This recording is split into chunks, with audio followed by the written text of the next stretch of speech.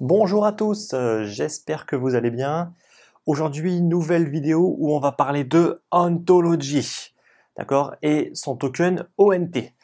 Alors, Ontology, qu'est-ce que c'est? C'est une blockchain en fait qui souhaite fournir aux industries des modules, des services, tout simplement pour qu'ils puissent utiliser la blockchain sans qu'ils aient forcément les connaissances et en respectant leurs standards. Très très important. D'accord? Donc vraiment, ils veulent construire une blockchain pour les industries et non pas l'inverse, construire une blockchain pour que les industries l'utilisent.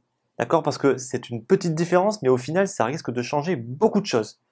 Donc, ils veulent faire ça comment? Via en fait une blockchain qui est extrêmement modulable. Donc ça veut dire qu'on pourra y greffer n'importe quel module, elle pourra être compatible avec n'importe quel type de blockchain, n'importe quel type de consensus.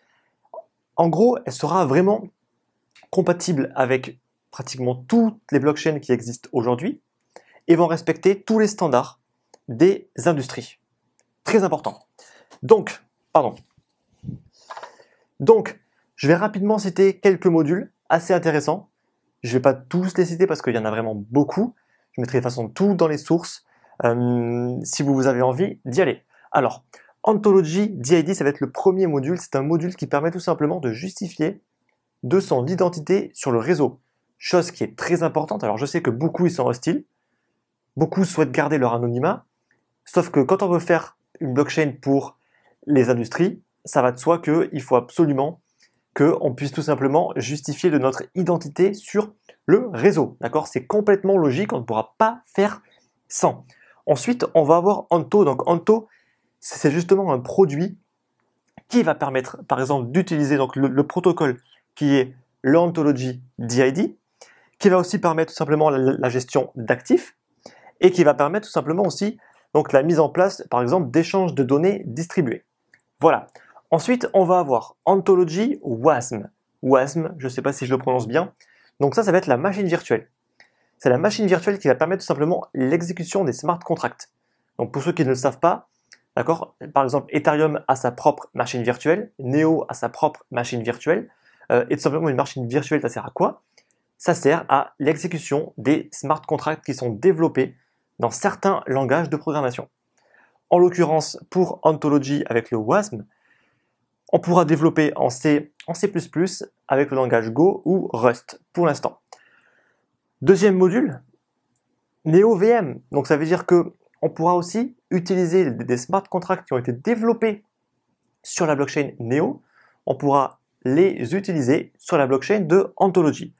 Donc il faut bien comprendre que Neo et Ontology, ils sont noués d'accord dans un partenariat. Donc ça veut dire que ce ne sont absolument pas des concurrents, ils vont travailler justement ensemble, main dans la main. Ensuite, il y a beaucoup d'autres modules. Alors je ne vais pas forcément tous les passer en revue, sinon la vidéo risque de s'éterniser et c'est pas forcément ce qui va nous intéresser en fait le plus.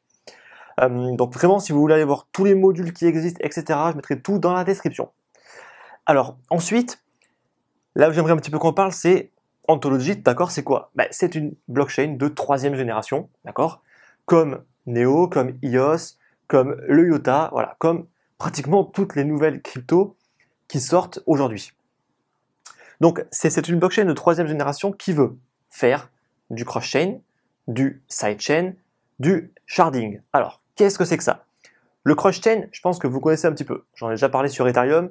Le cross-chain, c'est juste le fait que, par exemple, on va avoir la blockchain Ethereum, d'accord, qui peut communiquer avec la blockchain justement de ONT, d'accord? Via le cross-chain, on va tout simplement pouvoir, par exemple, échanger directement. Chose qui aujourd'hui est absolument impossible. On a deux systèmes fermés qui ne peuvent pas communiquer entre eux.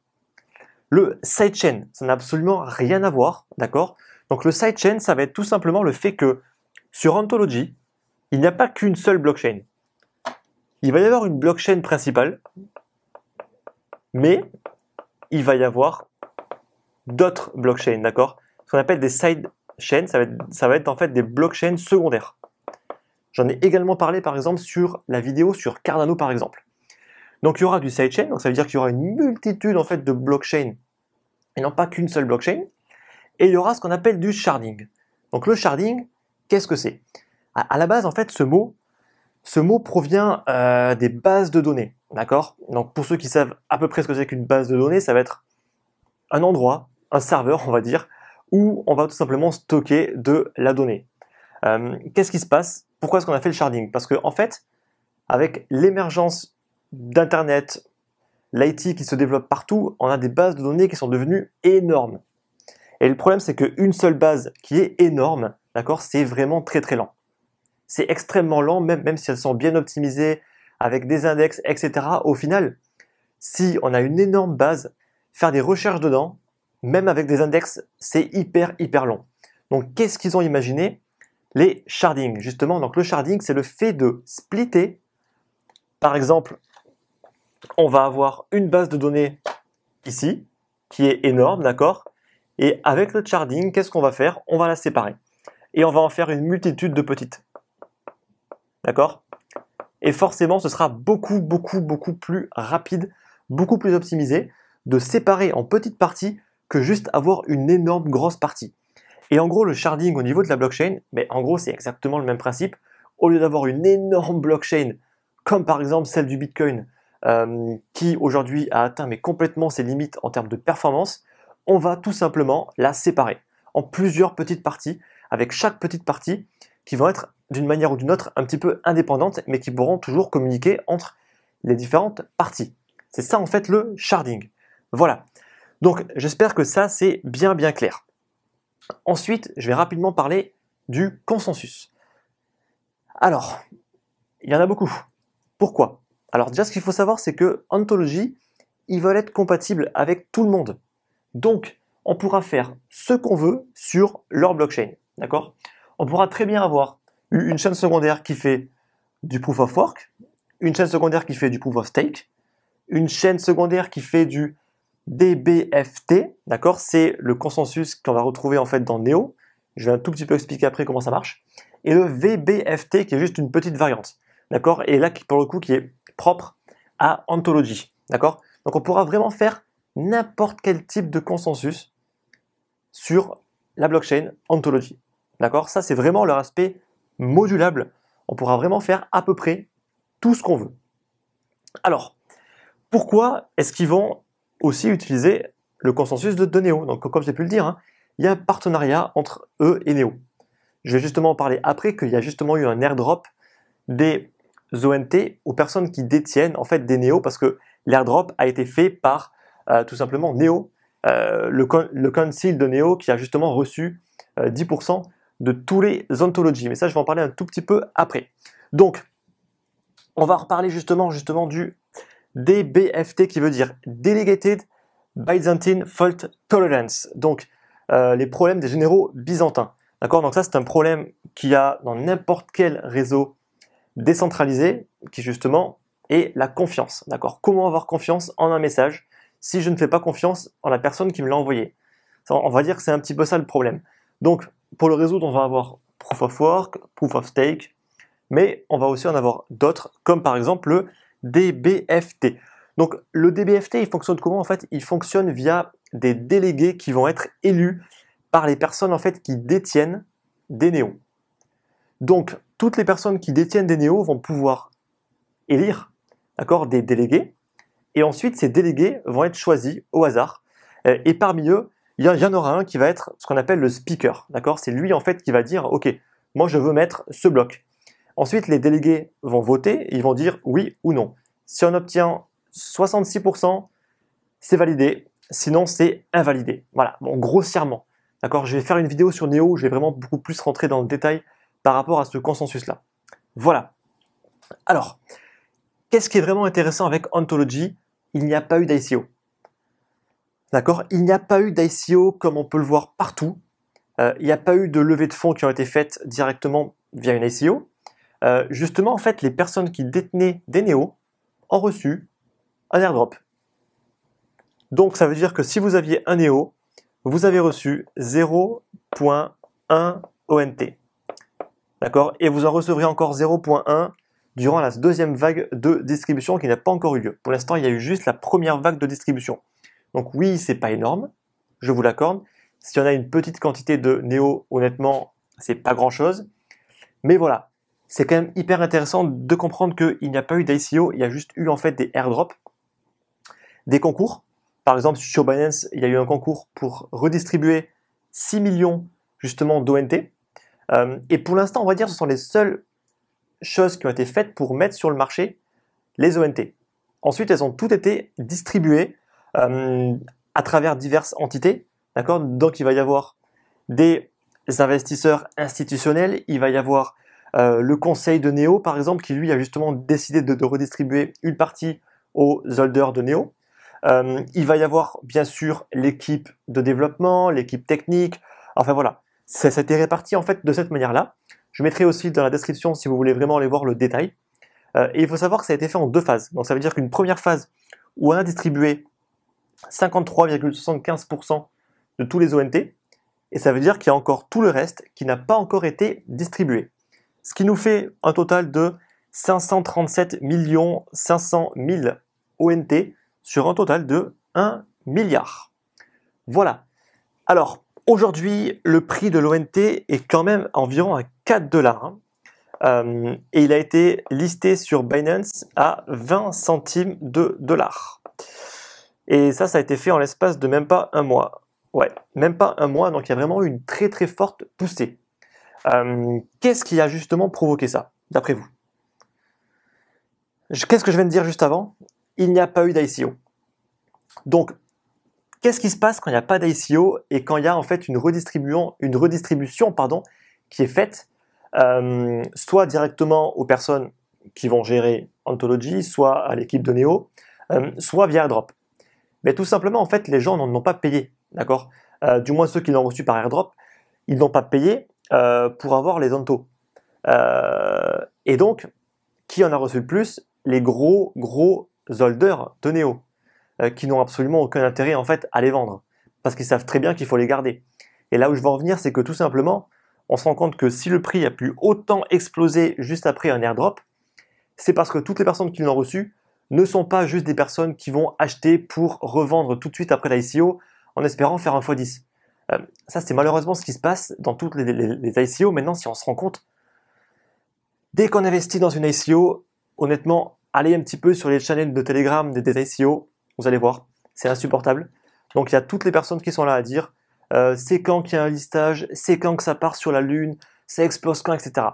Et en fait, on se rend compte que toutes les personnes qui vont investir, pas toutes bien sûr, mais une majorité au final, qui vont investir dans les ICO, c'est juste pour un but financier dès le début. Ils pensent que ils vont investir dans les ICO, dès qu'il y aura un listage, boum, ça va exploser, et eux comme ça, ils revendent. Et malheureusement, en fait, ce qui se passe, c'est que ces personnes-là sont frustrées parce que très souvent, ça ne se passe pas comme ça, et ils vont vendre à perte. Et vendre à perte, ça va faire chuter encore plus le prix, par exemple, d'un token dès le début, dès qu'il y a un listage. Idem, dès qu'on fait un airdrop, dès qu'il y a un fork, les gens sont là, c'est free money. Toutes les personnes qui n'y connaissent rien, qui n'ont aucune stratégie, vont tout de suite liquider en disant que c'est free money, alors qu'en fait, la meilleure solution dans ce cas-là, c'est, malheureusement, pour eux, mais c'est garder. Je me rappelle encore du Bitcoin Cash, tout le monde disait c'est nul, c'est de la merde, il faut vendre. Alors je pense que maintenant, ceux qui ont liquidé à 100 ou 200 $, quand ils l'ont vu monter à 1000 $, j'imagine pas leur état en fait. Bon bref, on va pas non plus rentrer trop dans les détails par rapport à ça. Voilà, ce que je veux dire c'est que au final, on se rend compte tout de suite les différents types d'investisseurs quand ils vont recevoir les tokens, si on a une communauté en fait de personnes qui n'y connaissent rien, qui veulent juste un gain financier, ou on a beaucoup plus de pros, d'accord, de pros. Et après, il faut aussi se dire qu'il y a beaucoup d'ONT qui sont pour l'instant hold, d'accord, parce qu'ils n'ont pas du tout en fait été distribués et qu'il y a juste une très faible quantité qui a été distribuée. C'est aussi une des raisons qui fait que son prix aujourd'hui est déjà à 4 $. Voilà. Donc, ce que j'ai juste oublié de dire qui est aussi important, c'est que comme pour Neo, il y aura du gaz, d'accord. Donc, ça va être pour payer tout simplement tous les frais, qui va s'appeler l'ONG. Donc, pour l'instant, il n'y a pas en fait du tout de redistribution d'ONG comme il y a de redistribution de gaz sur Neo, parce que c'est un token. Mais attention, c'est pas un token ERC20, non. D'accord, c'est un token NEP5, parce que ça a été fait sur la blockchain Neo et non pas sur la blockchain Ethereum. Donc le ERC20, il est propre à Ethereum, d'accord, c'est un standard pour créer un token propre à Ethereum. Là, c'est un standard propre à Neo pour créer un token NEP5. Je pense que vous allez commencer à en voir de plus en plus justement. Donc pour l'instant c'est un token, ils n'ont pas encore de blockchain, donc ça veut dire qu'il n'y a pas encore de redistribution de gaz. Ça aura lieu quand l'ONT sera sur sa propre blockchain, d'accord? Quand son mainnet, donc ça veut dire sa blockchain, aura été lancé. C'est pas du tout encore le cas, pour l'instant c'est juste un token NEP5 sur le réseau Neo. Voilà. Donc, est-ce que Ontology est un bon investissement? Au final, on est quand même là pour ça. Eh bien, c'est un très très gros projet qui est quand même soutenu par Neo. Et il y a déjà pas mal en fait de partenaires, notamment en fait de VC. Donc les VC, ça va être les venture capital. Donc ça veut dire toutes les personnes, ce sont des entreprises qui vont investir en fait dans des capitaux assez risqués. Voilà. Il y a déjà en fait des très très gros VC qui sont partenaires de Ontology parce que justement aussi une des principales caractéristiques d'Ontology, c'est de pouvoir justement fournir à ces fonds, d'accord, une technologie blockchain adaptée à leurs besoins. Parce que rappelez-vous, ils veulent vraiment s'adapter à n'importe quel type d'industrie et c'est justement Ontology qui va développer sa blockchain par rapport aux industries, je le répète, mais c'est important, et non pas l'inverse, d'accord. Par exemple, Ethereum qui lui en fait va plus imposer un standard et va dire utilisez-moi ou non. Ontology, c'est vraiment une optique vraiment très différente. Donc, beaucoup de partenariats avec vraiment des gros fonds qui gèrent plusieurs milliards de dollars. Donc, c'est très rassurant. Et c'est aussi pour ça, je pense, qu'il y a eu beaucoup d'entrées sur le marché, avec une quantité en fait de tokens qui, je pense, à la vente extrêmement faible, vu qu'il n'y a pas eu d'ICO. Donc, même s'il y a autant 537 millions en circulation, concrètement, combien sont réellement vendus? Beaucoup moins, je pense.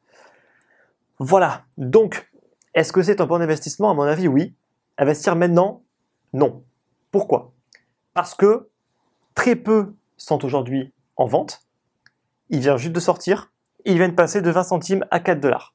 Est-ce que c'est judicieux de rentrer dans un marché aussi bouillant que maintenant?